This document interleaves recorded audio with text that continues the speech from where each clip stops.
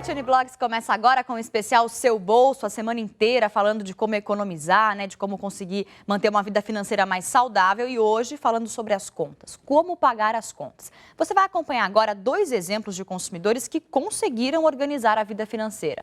E mesmo com aquele orçamento mais ajustado, é possível economizar.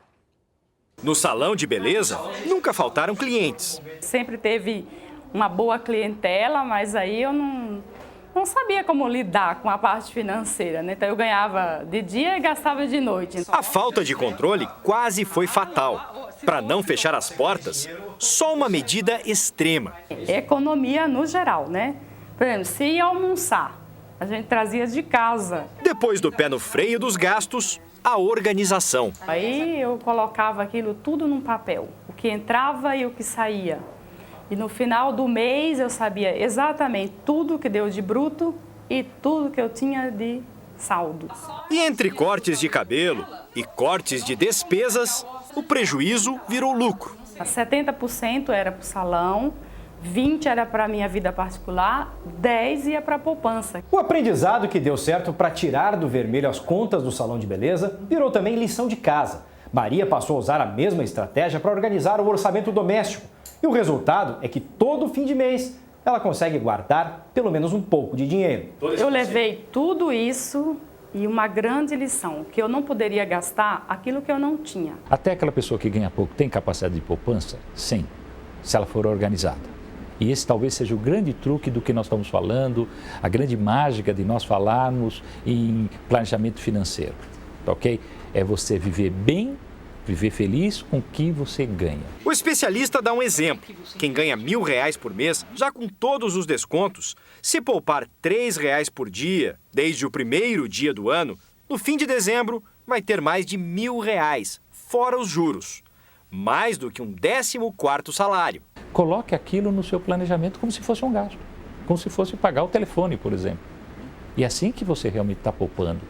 Poupar não é, eu fiz as contas esse mês e sobrou 10, pronto, é isso a minha poupança. Não é isto. Poupar é estar organizado e planejado que permita que você saiba quanto você ganha de forma líquida e quanto você gasta efetivamente, com todos os seus tipos de despesa. Programar o orçamento todo mês na ponta do lápis faz parte da vida de Francisco. Remédio eficiente para não ter dor de cabeça.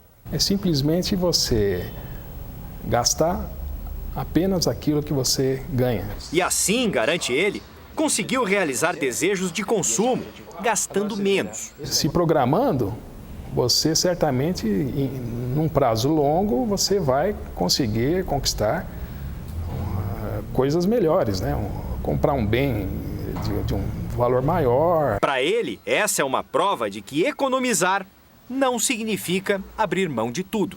Não precisa deixar de aproveitar também, Porque a gente não vai só viver guardando, a vida a gente tem que aproveitar dentro do possível, Simplesmente cortar gastos supérfluos.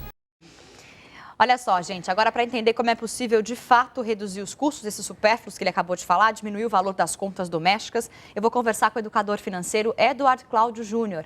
E também está com a gente aqui nosso blogueiro convidado Eduardo Marini do portal R7. Eduardo, Edward, a gente está em família aqui, boa noite para vocês. Boa noite. Charás internacionais. É isso aí, muito bacana. E a gente está vendo a matéria, viu a matéria justamente daquelas pessoas que fazem aquelas listas, tudo que entrou no mês, tudo que saiu, exatamente especificado, qual que é. Isso é bacana, Eduardo? A gente estava aqui comentando, dizendo até, o Eder estava reforçando, que o simples fato da gente fazer a lista dos itens que a gente gasta e o valor deles, se você ainda tem aquela resistente o suficiente para botar o quanto você ganha, eventualmente ver o prejuízo diminuir, melhor ainda. Mas só de você fazer a lista, isso já tem um efeito psicológico de você procurar automaticamente o que você precisa cortar.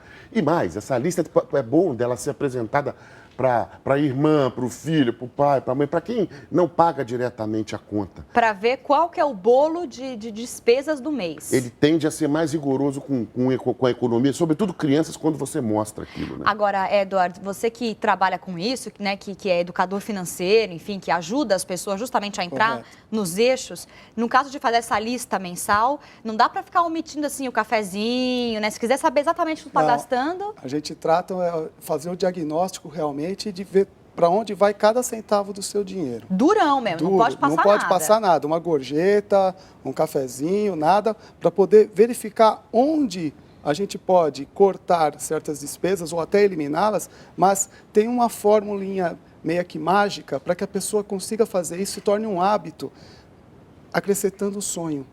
Onde ela vai, por que ela vai guardar esse dinheiro? Qual a finalidade? E envolver a família. Importantíssimo, porque aí a família vendo. Qual é o sonho da família? Por exemplo, uma viagem no final do ano. Então, vamos economizar um pouco na água, um pouco na luz, um pouco no telefone. E esse dinheiro nós vamos guardar numa aplicação apropriada para que chegue no final do ano e a família possa fazer um passeio gostoso, um passeio que todos queiram fazer.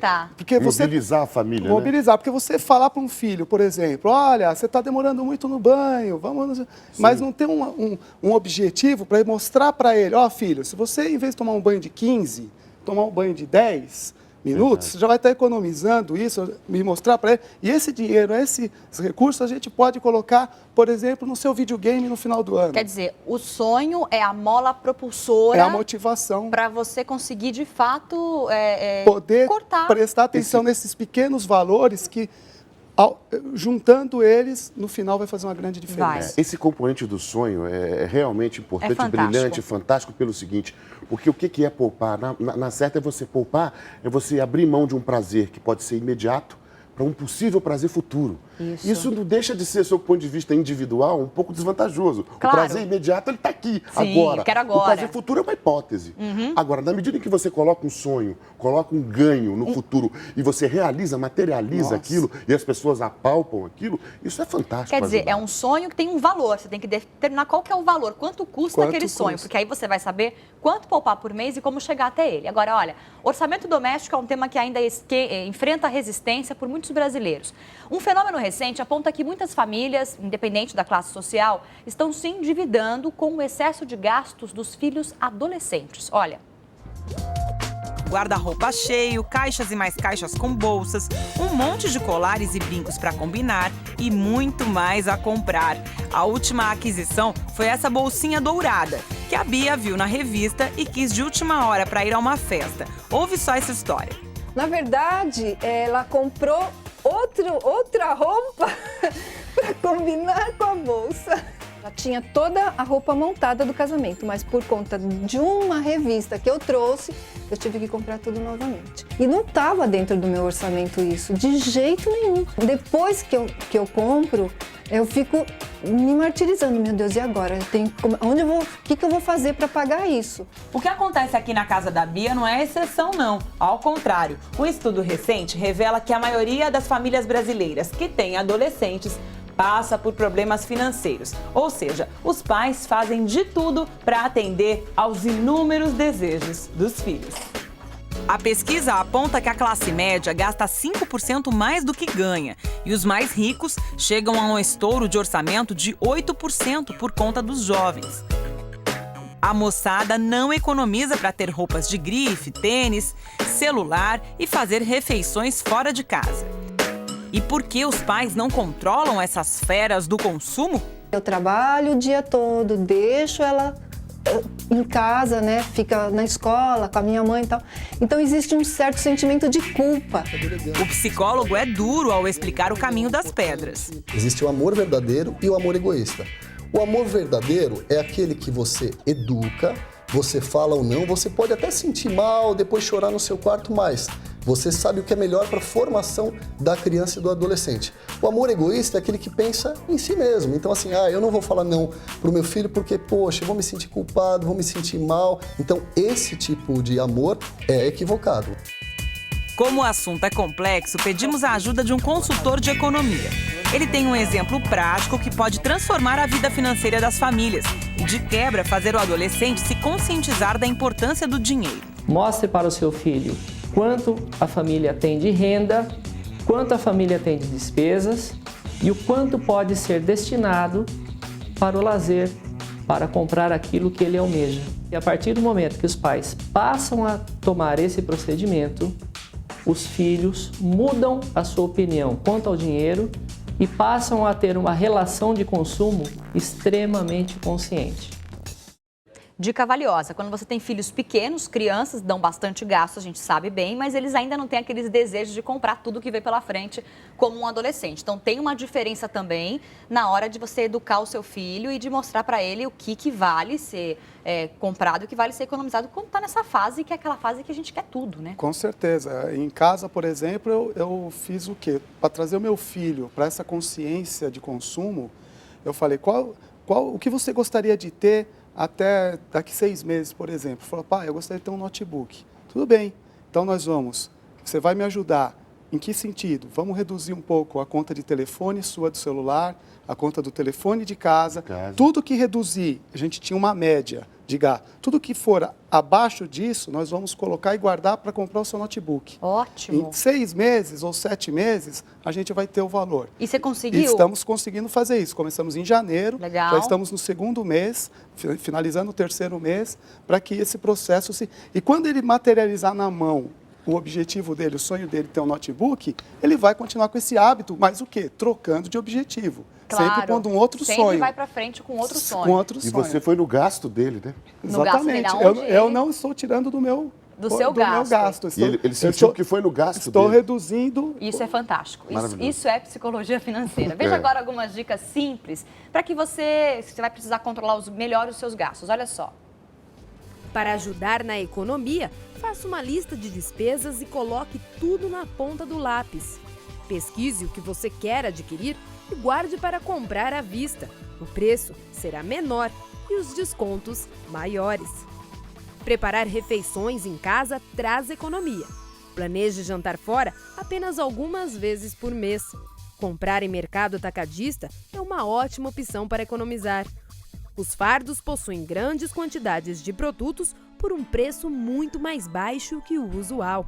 E a gente vai conversar agora com o blogueiro convidado Eduardo Marini, que tem os destaques do blog dele e do portal R7. Eduardo, o que temos lá? Hoje, essa semana, o blog está um pouco enfiado em polêmicas. Eu fiz um texto sobre essa briga da Xuxa com Aníbal Massaíne Neto para a volta do filme Amor, Estranho Amor, no filme que ela aparece nua, faz cena de sexo com adolescente, ela não quer, com essa nova imagem de rainha dos baixinhos e tal. Também é uma questão polêmica, eu faço um blog lá tentando discutir um pouco o X da questão, não é o X de Xuxa, mas o X da questão. E também tem uma outra discussão interessante sobre a questão do transexual, que foi demitido lá em Belo Horizonte, e eu vou colocando dos dois lados e chamando um pouco o leitor a opinar, porque é uma questão polêmica, sim, né? Sim, sim. Até que ponto, se esse rapaz fosse demitido em qualquer que fosse o tempo, se não haveria quem acusasse a demissão de preconceituosa ou não. Enfim, é uma questão polêmica. O blog está pensativo essa semana. Tá quente o blog do Eduardo Marini. Você pode entrar lá no blog dele do portal R7 e ter aí as informações, participar, comentar também. Obrigada pela colaboração do blog. Marini, a gente continua falando sobre como controlar, né, as contas, diminuir o valor das contas, tentar economizar um pouquinho. Olha, e o descontrole justamente nas contas da casa pode, claro, provocar muitos prejuízos, né? Quem entende de finanças domésticas e comportamento de casais diz que essa é a causa da falência de muitos casamentos. Não faltam recordações de muitas viagens que Raquel e Ricardo já fizeram. A gente permite comer bem, hospedar bem, conhecer todos os lugares. E quando estão em casa, fazem questão de receber os amigos com tudo do bom e do melhor. Tem que ter bons vinhos, boa alimentação e para boas risadas eu acho que tem que ser assim. E com o Léo, então, nada de economizar. Qualquer novidade que sai em matéria de comida ou de biscoitinhos ou de presentes caninos a gente compra para ele experimentar. Com tanto gasto todo mês, a gente sempre acaba fechando um pouco no vermelho, mas nunca estouramos assim, orçamento a ponto de saber que não dá mais para pagar. É comum entre os casais. Marido e mulher esquecem de planejar o orçamento, vivem num clima de lua de mel com o dinheiro. E assim, tem gente que acaba perdendo o controle das dívidas. É o começo da crise que pode levar os parceiros e o próprio casamento à falência. Uma realidade que a terapeuta de casais conhece bem. Com certeza é um fator de intenso estresse, o descontrole financeiro. Ele pode motivar muitas brigas, muitos desentendimentos. Enfim, e se ele somado a outras questões, pode até levar mesmo ao término de uma relação conjugal. Para que a relação não acabe, este consultor financeiro dá a receita.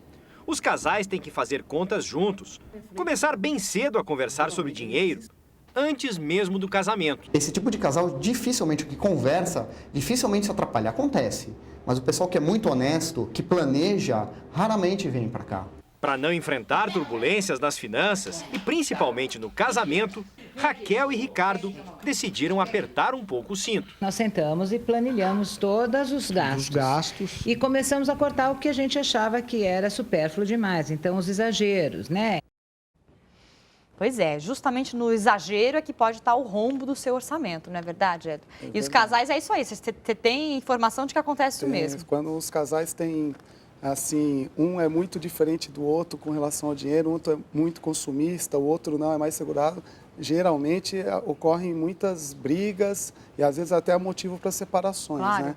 Então é importante eles conversarem, o que o rapaz falou, pensarem juntos, fazerem propostas juntos, claro, para poder alcançar os sonhos e objetivos de uma forma consciente e tranquila, né? Porque às vezes um gastando demais acaba limando o sonho do outro de fazerem coisas juntos, enfim, de viajarem e aproveitarem a companhia um do outro, né? Agora, vamos falar de conta de água, conta de luz, né? Conta de telefone. A gente sabe que dá para economizar sempre um pouquinho mais, porque a gente tem a água saindo da torneira, a gente acha que pode abrir a torneira a qualquer hora e já foi pelo ralo, nem lembro mais que ela escorreu. Mas tem uma conta de água que o Eduardo trouxe aqui, vamos mostrar? Tem um pedacinho aqui azul, o Paulinho vai mostrar aqui pra gente. Tem um quadrinho azul aqui, ó, aqui, Paulinho, ó, aqui, ó, que tem as tarifas, gente.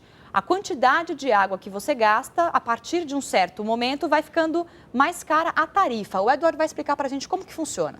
É progressivo. Quanto mais você gasta, consome de água, maior é o valor por metro cúbico. Da tarifa. Da tarifa. Cada metro cúbico tem 1.000 litros. Exatamente. Se você gastar, hoje, dá uma olhada na sua conta, se você estiver numa faixa de 25 metros cúbicos de consumo e você diminuir isso para 20 metros cúbicos, ou seja, 5 metros cúbicos, 5.000 litros a menos no mês, você vai economizar R$ 54,00 na sua conta todo mês. Nossa. Multiplica isso por 12, nós temos aí R$ 620, R$ 630 por ano. Por ano. De economia. De economia. Multiplica por 10 anos, já são 6.000 fora juros que você pode estar aplicando esse dinheiro. Então, às vezes, uma pequena economia que você começar a fazer, você pode ter e junta vários valores, luz, água, telefone, vamos supor que dê R$100. Em 10 anos, você teria R$17.000 guardados. Uhum. Em 20 anos, 54 mil. E em 30 anos, esses R$100 por mês, Nossa. R$120.000. Dá para comprar um apartamento com R$120.000, hein? Porque uma caixa d'água de 1.000 litros, se você gasta até 10.000 litros, ela custa R$1,40 e poucos. Tarifa. Cada 1.000 litros. Uhum. Agora, se você gasta de 30.000 litros, esses últimos 10.000 que você gastou, de 20 a 30.000, cada 1.000 litros vão custar R$5,50. É uma diferença absurda. 4 vezes mais. E é o dobro, porque a água, o que você consome de água, você paga o mesmo de esgoto. Então, quer dizer, é 5 vezes mais, mas dobra pelo valor de água. Porque tem o esgoto.